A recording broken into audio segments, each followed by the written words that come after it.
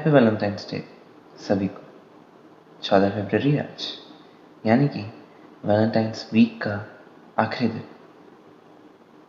मगर क्या होगा अगर हम बात करना चालू करते हैं 14 फरवरी 2019 के बारे में, जब 3:37 दोपहर को इसी वैलेंटाइंस डे को इंडियंस के लिए ब्लैक डे बना दिया गया।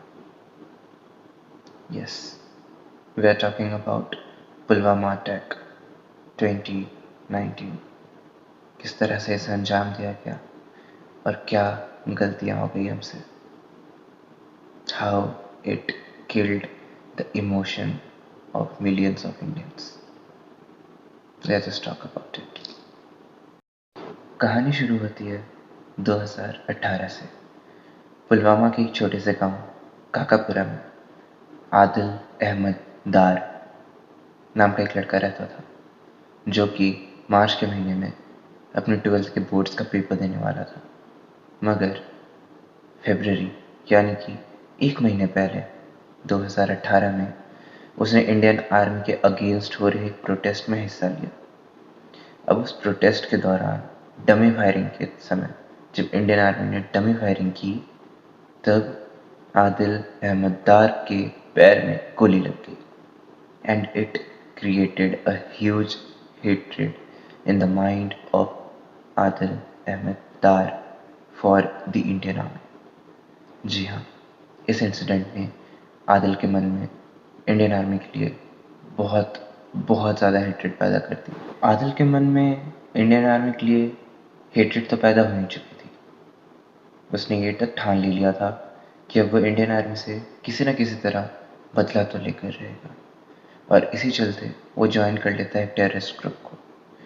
टेररिस्ट ग्रुप ज्वाइन करने के बाद फरवरी के महीने में ही एक दिन आखिरी बार उसके पेरेंट्स ने उसे घर से साइकिल लेकर निकलते देखा, क्योंकि उसके बाद आदिल लौटकर घर कभी वापस नहीं आया। आगे की स्टोरी जानने से पहले लोकेशंस के बारे में बात कर लेते हैं। सबसे पहले जो लोकेशन आता है वो है आदिल का घर, जो पुलवामा इवेंट हुआ था उससे 10 किलोमीटर दूर है।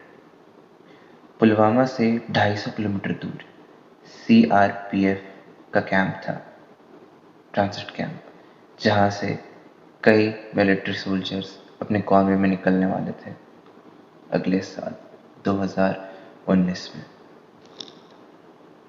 टेररिस्ट कैंप में आदिल की ट्रेनिंग चालू कर दी गई। पूरे 1 साल तक, यानी कि फरवरी 2018 से लेके 2019 तक उसे ट्रेनिंग दी गई। और सिर्फ ट्रेनिंग नहीं, बल्कि आदिल के माइंड को वॉश भी कर दिया गया। Yes, brain wash.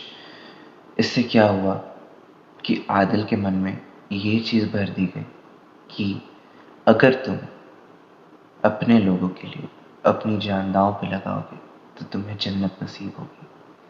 और उन लोगों ने ये तक कहा आदिल से कि जन्नत में जाने के बाद काली तेज आंखों वाली नूर की परियां तुम्हें मिलेंगी। एंड इन सब चीज़ों को लगातार 1 साल सुनने के बाद आदिल का पूरा माइंड वॉश हो गया।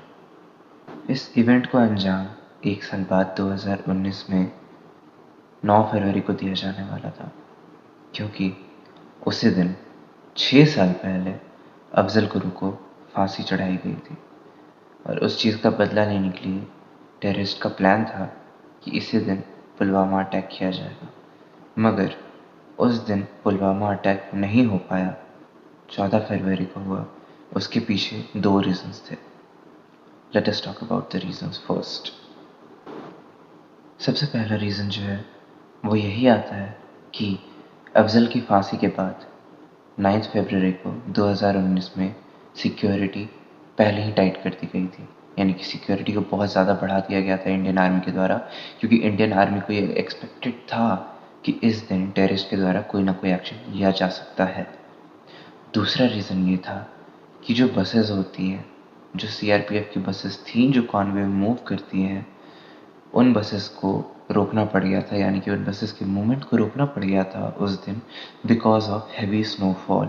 सिर्फ उसी दिन नहीं, 5 से 6 दिन तक इस मूवमेंट को रोकना पड़ गया हैवी स्नोफॉल की वजह से। और इन्हीं 2 रीजंस की वजह से 9 फरवरी को पुलवामा को अंजाम नहीं दिया जा सका। नॉर्मली जो एक कॉन्वे होती है, यानी कि जो एक ग्रुप ऑफ बसेस होती हैं जो आर्मी कैंप से बाहर निकलती हैं, उसमें 25 से 26 बसेस मूव करती हैं। लेकिन ये 5 से 6 दिन जो बसेस की मूवमेंट नहीं हो पाई, उसकी वजह से 14 फरवरी 2019 को जो कॉन्वे निकलने वाली थी, उसमें कुल 78 बसेस एक साथ मूव करने वाले थे, यानी कि अप्रॉक्सीमेटली 2547 सोल्जर्स थे सारे बसेस में मिलाकर। अब रात को 3-3:30 के आसपास रोल कॉल दी जाती है। रोल कॉल यानी कि जैसे हमारे क्लासेस में रोल नंबर वाइज बच्चों की अटेंडेंस ली जाती है, उसी तरह से वहाँ पे कॉन्वे जो है उसमें जितने भी बसेस हैं उनका एक रोल कॉल होता है, जिसमें बसेस की एक पर्टिकुलर मार्किंग चलती है एंड जो मिलिटेंट्स उसमें बैठे हैं उनके बारे में सारी डिटेल्स लिख ली जाती है एंड प्रेजेंस मार्क ली जाती है। अब कॉन्वे अर्ली मॉर्निंग मूव कर जाती है मिलिट्री कैंप से। अब डेफिनेटली जब प्लान ऑलरेडी किया गया था इसी तरह से इंडियन आर्मी को डिस्ट्रॉय तो करना ही है, तो ऑफ कोर्स कॉन्वेज के मूव होते हैं, टेररिस्ट कैंप पे न्यूज़ चली जाती है एंड टेररिस्ट कैंप पे न्यूज़ जाते ही फ़ोन पहुंच जाता है आदिल के पास। वही लड़का जिसका ब्रेन वॉश किया गया था, वही लड़का जो इंडियन आर्मी से बदला लेना चाहता था। उस लड़के के पास इंफॉर्मेशन जाते ही वो एक एसयूवी कार में 200 kgs of RTX and ammonium nitrate pack करने लग जाता है। 200 kgs of RTX heavy explosives. अब ऐसा तो है नहीं कि आदिल के घर में वो 200 kg RTX ऐसे ही रखा पड़ा होगा। इस चीज़ की प्लानिंग पिछले 6 महीने से चल रही थी, यानी कि 2018 सितंबर से ही। उसी समय से थोड़े थोड़े अमाउंट में huge amount of RTX and ammonium nitrate supply किया जा रहा था आदिल के लोकेशन पे। आदिल जिस जगह पे रुका था वहाँ पे 6 महीने से रेगुलर सप्लाई आ रही थी इन हैवी एक्सप्लोजिव्स की। एंड उसके बाद 14 फेब दोपहर के 3:37 को जो CRPF की कॉन्वे निकली थी वो पहुंच जाती है पुलवामा के उसी एरिया पे जहाँ पे इस हादसे को अंजाम दिया गया। उसी वक्त 5वीं बस, यानी कि जो 78 बसेस मूव कर रही थी उस कॉन्वे में, उसमें से जो 5वां बस था उसमें जाकर आदिल अपनी कार को स्ट्राइक कर देता है एंड कार के बस के कांटेक्ट में आते ही बटन प्रेस कर दिया जाता है एंड उसके बाद एक्सप्लोजन टेक्स प्लेस। उस पूरे कॉन्वे में अप्रॉक्सीमेटली 239 बटालियंस मूव कर रही थी, जिसमें से 5वें बस में 76th बटालियन बैठी हुई थी एंड उसमें से 39 जो मिलिटेंट्स बैठे थे उनकी ऑन स्पॉट डेथ हो जाती है एंड 39 के बाद उसी बस में एक ROP भी था जो उन मिलिटेंट्स के साथ ही हमें छोड़ जाता है। चौथे और छठे बस में बैठे हुए जितने भी मिलिटेंट्स थे उनमें से 70 बहुत ज़्यादा घायल हो जाते हैं, बहुत सीरियस केस में आ जाते हैं। अब ऐसा तो नहीं है कि पुलवामा कोई बहुत छोटा सा इवेंट था जिसे बस प्लान किया और यूं ही अंजाम दे दिया गया, क्योंकि जहाँ पे कोई बड़ा एक्शन अपनी जगह लेता है ना, वहाँ पे गलती भी होती है डिफेंडर के द्वारा कुछ ना कुछ। तो जो गलतियाँ थी उनके बारे में देखते हैं। Mistakes which took place during the Pulwama attack. सबसे पहले जो गलती थी वो ये थी कि 2003 से पहले जब कॉन्वेज मूव करती थी मिलिट्री की, यानी कि जो बसेस की ग्रुप होती हैं वो जब मूव करती थी तो किसी भी सिविलियन को रोड में मूव करने की इजाज़त नहीं थी, यानी कि until unless Conway road path clear कर ले सिविलियंस मूव नहीं कर सकते थे उस रोड में। मगर 2003 में कश्मीर के कुछ सिविलियंस ने बहुत अपोज किया इस चीज़ को, बहुत लड़ाई की इस चीज़ के ऊपर एंड फाइनली 2003 में इस रूल को हटा देना पड़ा और 2003 के बाद से ये रूल बन गया कि अब से सिविलियंस भी कॉन्वे के साथ मूव कर सकते हैं, बसेस के बीच में अपनी कार को मूव कर सकते हैं एंड आराम से ट्रैवल कर सकते हैं। दूसरी जो गलती थी वो ये थी कि जो आरओपी होती है उसका काम होता है कि जब भी कॉन्वे मूव कर रही हो तो कॉन्वे के पहुंचने से पहले एक पर्टिकुलर लोकेशन को अच्छे से स्कैन करके वहाँ पे एक्सप्लोजिव्स की जांच करके एंड हर चीज़ को अच्छे से देख कर ये पता करना होता है कि कहीं कुछ गड़बड़ तो नहीं है। अगर रेड सिग्नल हो तो उन्हें तुरंत ही कॉन्वेज को इन्फॉर्म करके रोकना होता है एंड जब तक सब कुछ क्लियर ना हो जाए तब तक कॉन्वेज मूव नहीं कर सकती एंड सब क्लियर होने के बाद ही कॉन्वेज को ग्रीन लाइट दी जा सकती है। और यही शायद से मिस्टेक हुई हम लोगों से कि आरओपी की जो स्कैनिंग थी उसमें कुछ ना कुछ कमी ज़रूर रह गई, अदरवाइज 14 फरवरी शायद से ब्लैक डे नहीं बनता। एक बार सोच कर देखो कि जिस एक्सप्लोजन के बाद 5th बस जिसके बगल में एक्सप्लोजन किया गया था उस बस के पार्ट्स तक नहीं ठीक से मिल पा रहे थे, तो उसके अंदर जो मिलिटेंट्स बैठे होंगे उनके साथ क्या हुआ होगा। वो जो कॉफिन्स हमने दफनाए थे उन कॉफिन्स के अंदर क्या हश्र चल रहा होगा, उन परिवार वालों के दिल में क्या चल रहा होगा उस वक्त जब उनको पता चला कि वो जो 40 जवान 40 अलग अलग परिवार से आए हुए थे उनके साथ कुछ ऐसा हुआ है।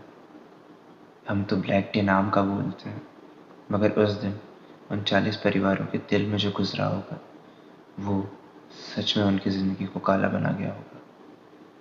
There's no word to explain their emotions and what they might be feeling at that particular time, because the event which took place was really very harsh and unexpected as well. यहाँ पे बात ये आती है कि ये जो मैंने अभी स्टोरी सुनाई ये सिर्फ कोई कहानी नहीं है जो पुलवामा के लिए बना दी गई, ये रियल इवेंट है जिसके चलते पुलवामा हुआ, जिस तरह से पुलवामा को अंजाम दिया गया। मगर सबसे बड़ी प्रॉब्लम जो है वो ये है कि most of the Indians don't even know about this story. Literally 75% Indians को ये स्टोरी पता ही नहीं है एंड 80% इंडियंस को ब्लैक डे याद तक नहीं रहता। Like seriously, people are just watching it on reels, shorts, watching small videos, getting some news about 2019 and they are just saying कि it's Black Day। तुम्हारे देश में एक बहुत स्ट्रॉन्ग इवेंट हुआ 2019 को और तुम लोगों को पता तक नहीं है कि किस तरह से ये हुआ, किस तरह से इसे अंजाम दिया गया और किस तरह से उस टेररिस्ट ग्रुप ने कई इंडियंस की फीलिंग्स को बर्बाद कर दिया। At least you should know about this. और आज के दिन, एटलीस्ट आज के दिन वैलेंटाइंस डे को छोड़कर ब्लैक डे मना लो। It's not a day to celebrate but at least a day to tribute our Indian army.